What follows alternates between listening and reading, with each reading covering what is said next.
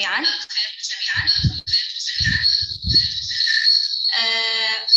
حابة أشكر حضراتكم على إتاحة الفرصة لإلصاق الصورة النمطية وأخلاقيات المهنة في الإنتاج الإعلامي. طبعا بحثنا مشترك مع زميلتي الدكتورة بيرق حسين من جامعة بغداد. عنوان البحث هو النمطية في التقارير الإخبارية أزاء موضوعات العنف.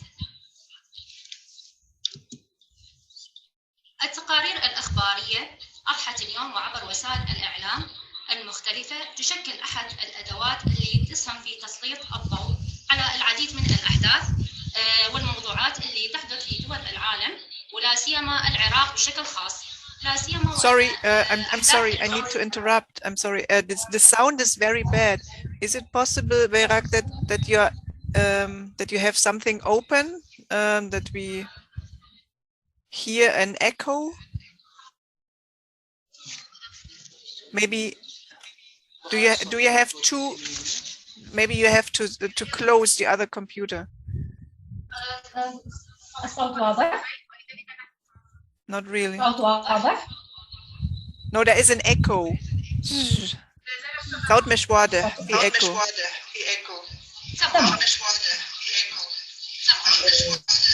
Do you have two computers? Do you work with two computers?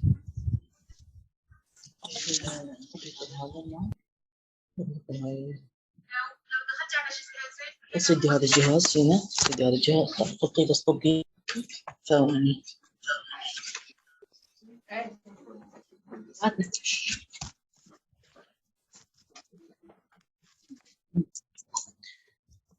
الصوت واضح؟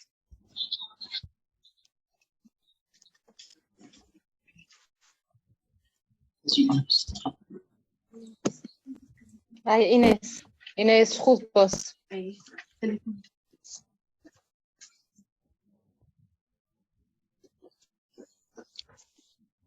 خذ بوست وادخل على الريزو. الصوت واضح؟ عفوا. احكي أكثر شوية. تمام. عنوان بحثنا هو النمطية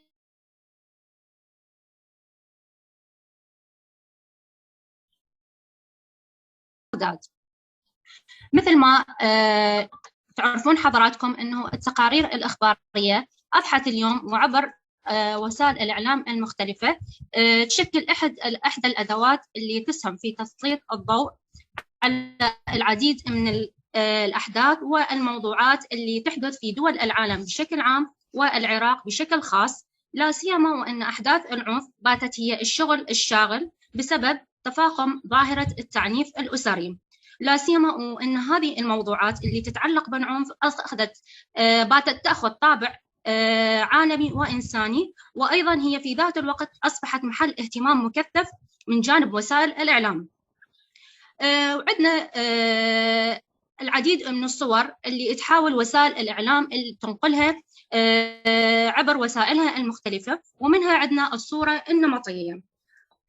طبعا وسائل الإعلام مختلفة تؤدي العديد من الوظائف، لعل أبرز هذه الوظائف هو إعادة صياغة الواقع بجميع جوانبه، سواء السياسية، الاقتصادية، الاجتماعية، ما يتم صياغة هذا الواقع حتى تخدم أغراض كثيرة. الأمر اللي يتطلب من هذه الوسائل أنه تقدم صورة غير حقيقية وغير معبرة عن الواقع، على اعتبار أنه هذه الأفكار النمطية وتمثيلاتها لا يمكن أن تتجنبها وسائل الإعلام باعتبار أنه جزء من منظومة العمل بها. طيب اليوم نجي عن آلية أو كيفية أنه كيف تتولد الصورة النمطية. طبعا الصورة النمطية تتولد نتيجة لمجموعة من الانطباعات عن مجموعات من البشر اللي تم إطارها نسب سمات ومميزات معينة إلى أفراد أو مجموعات ما، وبذلك فإن الإعلام هنا راح يؤدينا دور بتدعيم هذا التنميط من خلال تقديم صورة أو تأكيد صورة متكونة في السابق، خاصة عن طريق وسائل الاتصال المرئي، لا سيما وأن رجال الإعلام طبعا هم أكثر من يصنعون الصور النمطية. ومثال على ذلك نقدر نذكر أنه ما يضيفه الصحفيون بلا وعي من آراء وأحكام مسبقة إلى القصص الإخبارية اللي يعملون على نقلها إلى الجمهور، وعن طريق استخدام تعميمات كمدخل لهذه القصص، وفضلا عن إطلاق حكم على الموضوع بدل من أنه يجرون بحث حول خلفيات وتفاصيل الموضوع.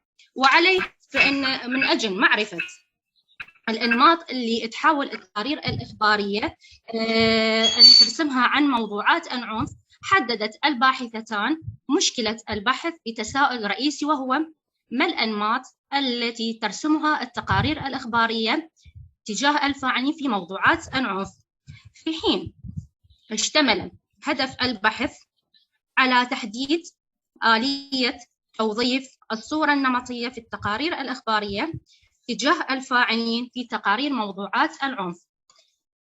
أما أهمية هذا البحث نظراً لكون موضوع العنف يشكل ظاهرة اجتماعية وخطيرة تنعكس بالدرجة الأساس على النسيج الاجتماعي وتحديداً الأسرة، فهنا عندنا أهمية البحث راح تتضح عبر الكشف عن الأفكار المنمطة اللي تحاول أن تزرعها واللي تأكد عليها التقارير الإخبارية عن موضوعات العنف اتجاه الفاعلين عبر أسلوب معالجتهم. أما فيما يخص نوع البحث ومنهجه، هذا البحث ينتمي إلى البحوث الوصفية في الدراسات الإعلامية. إذا عملت أو قامت الباحثتان على توظيف المنهج المسحي باعتباره أنسب نوع لهكذا نوع من البحوث. بخصوص مجتمع بحثنا، طبعا تمثل مجتمع بحثنا بالتقارير الإخبارية اللي ناقشت واللي طرحت موضوعات العنف، وتم عن طريق هذا المجتمع اختيار عينة متكونة من 5 تقارير متنوعة. كل تقرير إخباري حاول أن يتناول نوع مختلف من أنواع العنف. طبعا تم اختيار نوع العينة بأسلوب العينة المتاحة المتوافرة، واللي تعتبر نوع من أنواع العينات الغير الاحتمالية. فيما يخص أداة البحث، في البدء لابد أن نتحدث عن الوحدات التي تم استخدامها أو توظيفها في عملية التحليل. طبعا وظفت الباحثتان أداتان في عملية التحليل. طبعا الأداة أو الوحدة الأولى تم تحديدها بوحدة الكلمة باعتبارها وحدة رئيسية لاستخراج فئات التحليل. طبعا عن طريق وحدة الكلمة استطعنا أن نحدد أشكال العنف، واللي كانت متمثلة بالعنف الجسدي، الاجتماعي، العاطفي، النفسي، وعندنا العنف الجنسي. أيضا استطعنا من خلال وحدة الكلمة أن نحدد وسم أو وصف الشخصيات اللي ظهرت لنا بالتقارير الإخبارية، منها على سبيل المثال لا التعميم سواء كانت شخصية قاتل أو قاتل، إلى للعائلة وإلى آخره من التصنيفات الخاصة بوصف الشخصيات. أيضا وحدة الكلمة حددت لنا مسببات العنف أو مسوغات التي دعت الفاعلين إلى التوجه أو القيام بموضوع العنف. من هذه المسببات طبعا عندنا كانت المخدرات، مشاكل عائلية، سواء مشاكل تكون على نطاق الأسرة الواحدة أو مشاكل تكون ما بين الزوج والزوجة، أصدقاء السوء، الخيانة الزوجية، الزواج بزوجة أخرى، وأيضا عندنا التشهير بالسمعة. أما عن طريق وحدة الموضوع فقد استطاعت الباحثتان أن تستخرج أو أن تحدد أطر معالجة التقارير الإخبارية لموضوعات العنف. فعن طريق هذه الوحدة طبعا استطعنا أن نحدد 3 أنواع من الأطر التي كانت ظاهرة وبارزة في التقارير الإخبارية عينة البحث. من هذه الأطر عندنا إطار الاهتمامات الإنسان الإعلام أن تركز على العاطفة وعلى التفكير اللي خاصة يدعم أو يركز على الصفات اللي تحرك المشاعر الإنسانية. طبعا صاحب هذا الإطار مجموعة من الفئات الفرعية، نستعرض جزء من عدها، منها الاستنكار والغضب، الدعوة إلى الاهتمام بالتماسك الأسري، وعندنا أيضا الدعوة إلى الإحساس بالمسؤولية، ومن ثم الابتعاد عن نزعة الذات. أيضا عندنا الإطار الثاني اللي بينت لنا التقارير الإخبارية، هو إطار إسناد المسؤولية. طبعا بهذا الإطار تحاول وسائل الإعلام أنه تسند أو تحمل المسؤولية للشخص اللي قام بالفعل وتلقي باللوم عليه دون شخص آخر. طبعا أيضا رافق هذا الإطار مجموعة من الفئات الفرعية، نذكر منها عندنا أصدقاء السوء، ومتابعة مواقع التواصل الاجتماعي، وكذلك قصور الأهل في المتابعة وعدم الاهتمام بالتغييرات اللي تحدث لأفراد الأسرة، المخدرات وتناول المحرمات والوقوع في الحرام، هذه أيضا واحدة من الفئات اللي رافقت إطار إسناد المسؤولية. المرض وعدم المقدرة على تحمل المسؤولية أيضا هذا يكون ضمن إطار إسناد المسؤولية. أيضا عندنا ظهر إطار ثالث اللي بينت لنا إياه التقارير الإخبارية، هو إطار الأطر الأخلاقية. طبعا الأطر الأخلاقية أو الإطار الأخلاقي هنا يقع على عاتق وسائل الإعلام أنه لابد أن تراعي مسألة حقوق الإنسان وخصوصيته، ورافق هذا الإطار أيضا مجموعة من الفئات الفرعية، منها عندنا العنف باعتباره يمثل فعلا دمويا مدمر للنسيج الاجتماعي، وممارسة العنف يعتبر ظاهرة مرضية لابد أن يتم معالجتها، والاعتداءات اللي يقام بها الفاعلين على الأشخاص المعنفين هي تمثل غايات دنيئة لفاعلها. طبعا هذه الفئات وهذه الأطر اللي تمت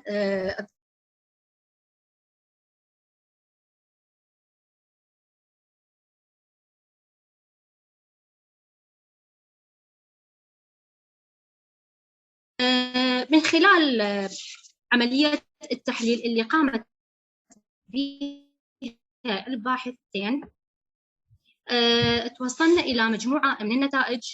نحاول نركز على النتائج اللي نراها أنها مهمة. طبعا الإخبارية سجلت أبرز وسم من الشخصيات الفاعلة على اعتبار أنها تحت تسمية قاتلة أو قاتل، وبررت هذا تحت العديد من المسوغات، منها ما كان بدافع الانتقام أو بدافع الثأر وغيرها من المبررات. لكن في المقابل أيضا أظهرت لنا التقارير الإخبارية أن هناك شخصيات كانت متحملة أو متحاملة، هو اللي أبرزت لنا إياه التقارير الإخبارية. عينت البحث طبعا، والأمر اللي دفعها إلى أنه تسلك سلوك القيام بالسلوك العدواني هو موضوع الضغط والتعنيف اللي كانت تتعرض إلى هذه الشخصية. وعليه من خلال هذه النتيجة نرى أن التقارير الإخبارية هنا عكست صورة نمطية تقليدية، وهي أنه الأشخاص يمارسون العنف. ليش؟ لأنهم هم كانوا معرضين لأنواع من الضغوط المختلفة، الأمر اللي انتهى بهم المطاف إلى سلوك الجانب التعنيفي. أيضا أظهرت لنا التقارير أن بعض الفاعلين هم من كانوا يعانون من أمراض نفسية في السابق، ومنها أمراض الانفصام الشخصية الشيزوفرينيا، وهذا ما تم تسجيله طبعا تحت بند أو فئة تحريف الواقع وتشويهه، حتى يبررون عملية العنف اللي يمارسها الفاعلين تجاه الأشخاص المعنفين. وهنا بهذه النتيجة يتضح لنا أن الصورة النمطية هنا عبرت عن وصف الأشخاص الفاعلين بعملية التعنيف بأنهم مرضى نفسيين، وقدمت هذا التبرير، يعني قدمت هذا السبب على أنه مبرر لأفعالهم. أيضا المخدرات والمشاكل العائلية أوضحت لنا التقارير الإخبارية من خلال عملية التحليل على اعتبار أن هذين السببين هما مسببان رئيسيين لعملية التعنيف، نظرا أنه كون المخدرات هي اللي تؤدي إلى حدوث نزعات تغيرات في المزاج والسلوك، وأيضا أحيانا يمتد الأمر إلى مشاكل تتعلق بوصايا الأطفال، ولا ينتهي الأمر ولا يتوقف هذا الأمر عند هذا الحد، لا، وإنما الأمر يمتد ليشمل إلى فقدان الشخص الفاعل للعنف إلى أنه يخسر وظيفته، لأن هنا نتيجة تعاطيه للمخدر أو للمحرمات أنه سوف راح تنخفض إنتاجيته بالعمل، وبهذا راح يبدي يتغيب عن وظيفته، وبالنهاية راح يفقد الوظيفة. من ناحية إطار المعالجة، من ناحية إطار معالجة التقارير الإخبارية لموضوعات العنف، كشفت لنا النتائج أنه الإطار الأخلاقي لمعالجة موضوعات العنف الأسري كانت هي المتصدرة على بقية الأطر الأخرى طبعا، وبنسبة لم تكن قليلة، وشكلت ما نسبته 58%، وهذه تعتبر نسبة مرتفعة مقارنة ببقية الأطر. وطبعا هذا الأمر يعود إلى نقدر نقول مجموعة من العوامل، منها ما يربط بعلاقة الفرد، مستوى علاقته العفو بين الأسرة والمجتمع المحلي، أو حتى علاقته بالمجتمع بصورة عامة. هنا نجد أنه من خلال إطار المعالجة وتحديدا الإطار الأخلاقي، نجد أنه التقارير الإخبارية قدمت صورة نمطية عكست علاقة الفرد بأسرته، وهذا يعتبر طبعا تفسير نمطي جدا، وهو ما احنا معتادين على مشاهدته عبر شاشات التلفزيون، وتحديدا الدراما والأفلام السينمائية. أيضا كشفت لنا التقارير الإخبارية من خلال معالجتها للإطارين الاهتمامات الإنسانية وإسناد المسؤولية، ربط الفاعلين بمجموعة من الأسباب اللي أحيانا قد تبدو نمطية من ناحية الإطار العلاجي للقائمين بأعمال العنف. طبعا استطاعت الباحثتان أنه تحدد أبرز أطر المعالجة النمطية واللي تم تشخيصها من خلال عملية التحليل مجموعة من النقاط، منها تدني مستويات التعليم، تعرض الأطفال لإساءة المعاملة، وأيضا اضطرابات الشخصية، تعاطي الكحول، سلوكيات الاسترجال، المعايير المجتمعية اللي تمنح امتيازات وحقوق ترفع من قدره وتحط من قدر المرأة، أيضا تدني مستويات المساواة ما بين الجنسين.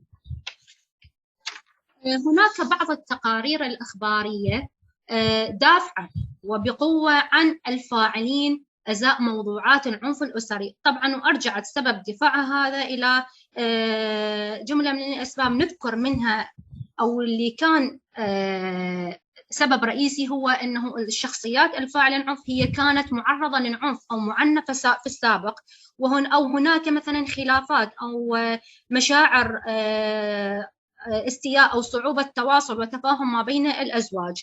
هنا بهذا النقطة أو هذه النتيجة ظهر لنا أنه هناك نمطية تسلطية من جانب الذكور من خلال سيطرتهم على الحياة الاجتماعية، باعتبارهم هم المسؤولين عن إدارة الشؤون الخاصة بالمنزل وتوفير أساليب المعيشة. أيضا بينت لنا التقارير أن هناك اعتماد من جانب وسائل الإعلام على أن هناك تنمية معتاد للفاعلين أزاء موضوعات العنف دون تناول أو سماع جميع الأطراف اللي مشتركة يعني هذا الموضوع، وإنما أنه أنا أسمع أكتفي السماع طرف دون غيره، وأسقط هذه الأحكام المباشرة أو المكررة أو الصور الجاهزة على هؤلاء الشخصيات. في الختام حابة بس أنوه على شغلة، إنه حتى نقدر نتجنب النمطية لابد من أن يتم وضع معايير لتجنب القولبة والتنميط في صناعة التقارير الإخبارية، واللي تتم عبر وضع ضوابط عند استخدام بعض الألفاظ والأوصاف اللي من الممكن أن يتم تفسيرها في غير محلها، الأمر اللي يؤدي بشكل أو بآخر إلى خلق صورة نمطية قد تكون سلبية اتجاه الأشخاص.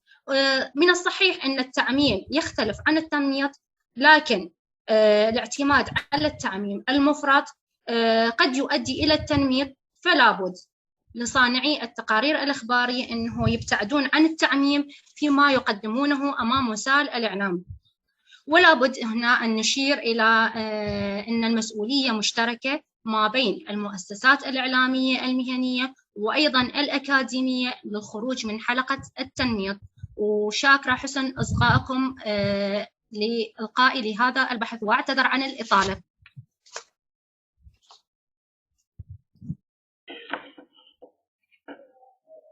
So my presentation will be focused on stereotypes of poor social groups in the Tunisian media discourse during the outbreak of Corona, facts, practices, and ethics.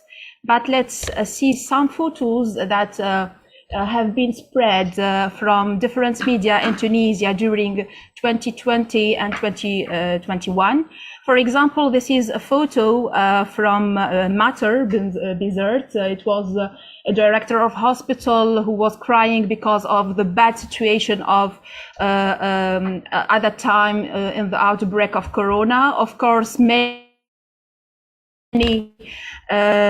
other photos were spread by different media in Tunisia, especially the websites and of course the television, like these photos from Kirwan, these photos from Janduba, Beja, and of course the situation in Kirwan at that time was very critical. So because of that, I was wondering to have a research about the image or the stereotypes of poor social groups in the outbreak of Corona via the media. So let's speak a little bit about the research. So why this research is very important at that time. So the Corona pandemic has revealed many aspects of the Tunisian government's failure to perform its duties toward the poor social groups, whether in the popular neighborhoods, for example, like Tadam, Sijumi, Kabaria, in the capital Tunis, or in the interior region like Beja, Janduba, Kirwan, and so on. So this research seeks to reveal the predominant stereotypes in the Tunisian media discourse about poor social groups and marginalized region in Tunisia and its relationship with media ethics. So, which is the research question? The research question is based on a descriptive and analytical approach, and we seek to answer the following problematic. How did the Tunisian media discourse perpetuate the prevailing stereotypes about marginalized social groups during the Corona pandemic? So this research is based in two hypotheses. The first is we suppose that Tunisian media has played a positive role in spreading negative stereotypes about the poor social groups during the pandemic. And this needs to have some statistics and public perceptions, especially from viewers, from receivers. And the second is about how media has deepened the marginalization of poor social groups by its coverage during some dangerous events in order to support injustice by disequilibrium in its discourse during the outbreak of Corona. And this hypothesis, of course, needs to have an analysis about facts, about practices and ethics revealed from the discourse of media in Tunisia. So the methodology is very simple through a quantitative and a qualitative analysis. The study aims to extract the stereotyped images prevailing in the Tunisian media discourse about poor social groups during the outbreak of Corona. And we will adapt a survey to understand a little bit the representation and the perceptions of public when they just watch, for example, television or some coverage about poor social groups. And the second is a discourse analysis, and of course it's content analysis because we have some statistics, and a qualitative examination. So some keywords appeared here: news or media, then stereotype as a social concept, and of course poor social groups as a sample, and ethics. So we will in her research try to reveal the relationship between these four keywords. And beside the survey, which is addressed to 150 persons, we will, of course, have an analysis discourse about different media in Tunisia, especially Shams FM, Nisma, Tesa TV, Radio, National Radio, Mosaic FM, Business News, Haqaq Online as two websites. And we will focus on two facts occurred in January 2021 and in June 2021 in relationship with the outbreak of Corona. And we will here try to understand the meaning of different results occurred during this research. And we will, of course, understand a little bit the relationship between stereotypes and observation, because it's very important here to know that stereotypes are not arbitrary or are not simple like that, but it's grounded in the observation of everyday life. And when we speak about everyday life, we speak about media coverages too. So the first part, or the part number one of this research, is about how media creates stereotypes about poor social groups during the outbreak of Corona, perceptions and main stereotypes. So we asked the public, which is about 150 persons or participants in our research survey, do you think that media contributes to create stereotypes about poor social groups in Tunisia, especially in 2020 and 2021?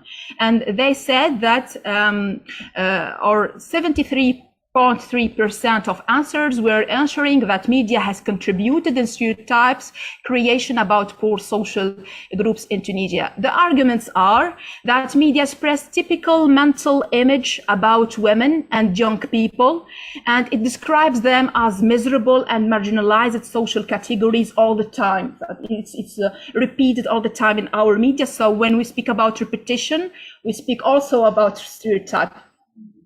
And of course, the second argument is that media doesn't make any efforts to choose another angles. For example, the success story, something very good in our area, especially in the internal region in Tunisia. But all the time they focused on the bad or negative stories or news stories, especially in photo selection and of course video editing. That when we speak about reportage, portrait, reports, etc. So media shows the lack of awareness, the ignorance and the backwardness among the marginalized social groups all the time, and is looking for buzz, which is a culture nowadays in our media. And of course, they're looking for excited stories, especially the social one. So this is why many interviewers describe this like practices, media practices like inhuman or anti-deontology of media here when we see something like that in our television and in our media. So this led us to see that media has fallen in different unprofessional traps or gaps, and it has chosen many offensive words, especially the words, the concepts are an indicator to ensure stereotypes about the poor social groups, especially in the outbreak of Corona. So some reasons behind this. First of all, the interviewees have condemned journalists of spreading populist representation about this category, especially in the capital Tunis and in the different regions in the country, especially in the northwest region or areas. And they have condemned journalists because of their limited culture, because they didn't have or they didn't make any efforts to have another vision or another version of coverage about this category. So we noticed, of course, several stereotypes repeated with different terms, and we can here categorize this in different terms: cultural, economic, political, social, and others. For example, we can see that the repeated words in these answers, for example, in the case of Cultural terms, we find here uncivilized, uncultured, ignorant. Economic terms, for example, illegal immigrants, because they explain that many illegal immigrants, they came from this marginalized area in Tunisia. And of course, unemployed because of the crisis, the economic crisis, and beggars. And in the political side, we can see the word terrorist, because of course, the phenomenon of terrorism is in relationship with this kind of region, and criminal and stateless without any importance or without any value for the state or for the government. And the social terms are, for example, violent, miserable, and disadvantaged. And others, like, for example, dirty, irresponsible, malicious, because they accord this to person who, for example, try to rob, for example, some places or have bad intentions. Well, let's see a psychological impact of stereotypes spread by media about poor social groups in Tunisia. 80% of interviewees who have expressed that some stereotypes spread by media have led them to criticize the journalist practices and to stop watching this kind of media coverages about marginalized social groups. And of course, some stereotypes forced them to criticize and condemn government and to invite politicians to react in order to help marginalized social groups to develop their economic and social situation, especially in social media. We see all the time some invitations, some condemnations, some accuses from the Tunisians of this social media, and they invite a politician to react. And of course, some interviewers have described the lack of consideration towards the poorer area as a sort of inhumanity, because there are no justice between, for example, the region in the coast and the region in the internal places in Tunisia. So the impact of the outbreak of the pandemic in media stories about poor social groups, we can find here the impact of this crisis or health crisis in Tunisia and its impact in media. For example, you can here find that 73.3% of participants have agreed that the corona pandemic has reinforced the media's promotion of stereotyped images of marginalized groups in Tunisia, like we see at the first of this presentation. And 66.7% think media has neglected to raise basic issue about the Tunisian poor groups, especially when we speak about social and economic files or issue. And the main answers about these questions is very important to add that media content presents information without providing solutions, so we can just discuss the problem without any solution in the horizons. And of course, media contributed to distorting the image of the disadvantaged group and did not contribute to support citizens for ideological reasons because of the political problems and issue in the country. So this is why this category of people stay as they are. So this is why they said this. And of course, the corona crisis emphasized the fragility of the situation of poorer groups in Tunisia and exposed especially the shortcomings of the media. So the lack of professionalism in media, and the solution presented by the media are always superficial. So this is why we speak about the deep impact of corona on this category of social class. So did this discourse has deepened also the oppression during the outbreak of the corona by media? Yes, because we find here that 3.3% of participants think that media is responsible for the oppression of the poorer social groups in Tunisia, especially when we speak about the confrontation between protesters and CAPs, for example, or some facts that are dangerous, like, for example, Tadamun City or Sijumi, and we will see this after that. So how is that? Many interviewers have qualified the hostility of some media because some media spread the discourse of hostility, discours de haine.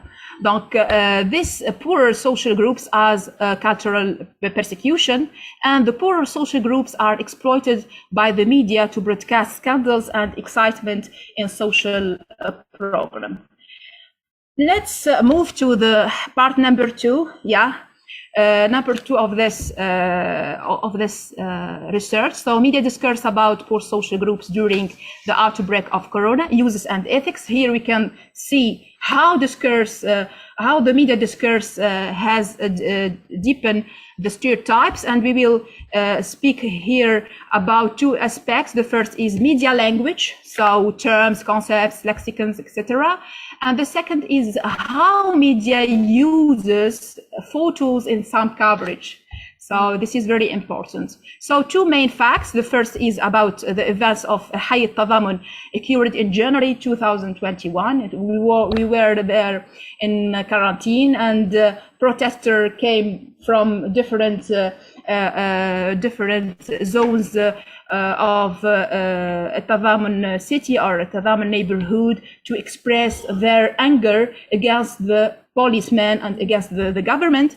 And we can see also the other fact, which is the Sidi Hassin Sijumi. It's a violent confrontation between protesters and cops or policemen.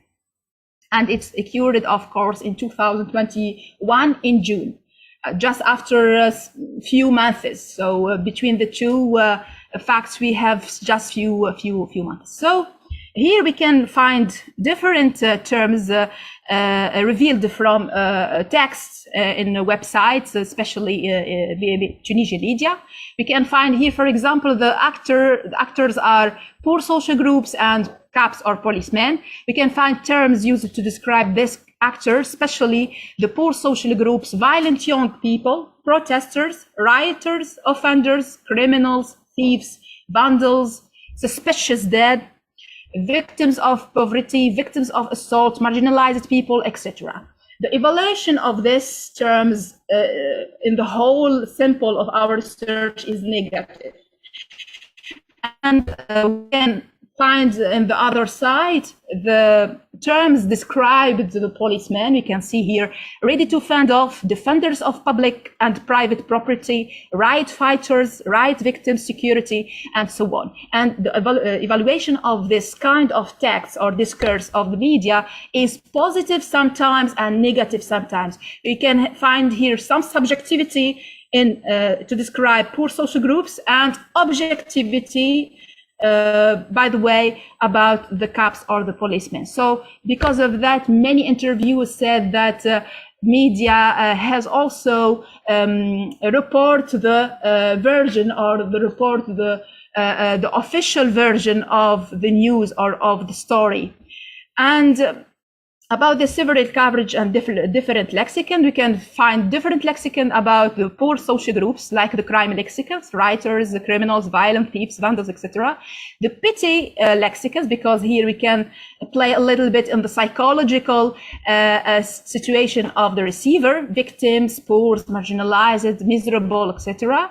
We can find 3 lexicons about the other actors, which are which are the cops, like the defense lexicons, like fighters, defenders, etc. The victim lexicons, riot victims, victims of assaults with a stone, etc. And of course, the third is the aggression lexicons, the aggressor, accused of child assaults, etc. So the evaluation has shown that the poor social groups are badly treated by Tunisian media, as no objectivity has been detected during the events. Let's speak a little bit about some photos from different media. Like this photo was used by a IPSI TV website. It describes confrontation between protesters and policemen in Tadamun neighborhood. And the stereotypes here is violent, writers, and offenders. And we can see here, for example, a photo used by Nisma TV website showed the post office was targeted by young men in Tadamun neighborhood, stereotypes, vandals, and thieves. Then another photo used by IPSI TV, and it was about a group of young men attacking the security forces by stones after tear gas. And we can see here stereotypes, violent young people and protester. Another photo used by IPSI TV, and here we can find dirty, marginalized people, residents of popular neighborhoods, miserable because it showed here that protester just threw rubbish in the street. And another photos about Haqaq Online. And here we can see the stereotypes of vandals and thieves by a few photos used by Champs FM. And another, the famous photo that circulated a lot in our media, is about a teenager has been violently assaulted and stripped of his clothes on the road by security men in Sidi Hassin al-Sijumi. And the stereotype, of course, you can hear marginalized, poor, and also a victim of assaults, victim of a government. So this is why we can also, in the end of this presentation, we can also have a conclusion about the ethics in our media and say that many ethical deviations have been appeared in the level of journalistic work. This deviation appears especially through the use of some offensive words and negative terms towards poorer social groups. And of course, some distortion appeared in the performance of the media during the outbreak of the epidemic through some influential photos like we just seen, and some harmful scene that would promoted several negative stereotypes about poorer social groups. So thank you very much for your attention.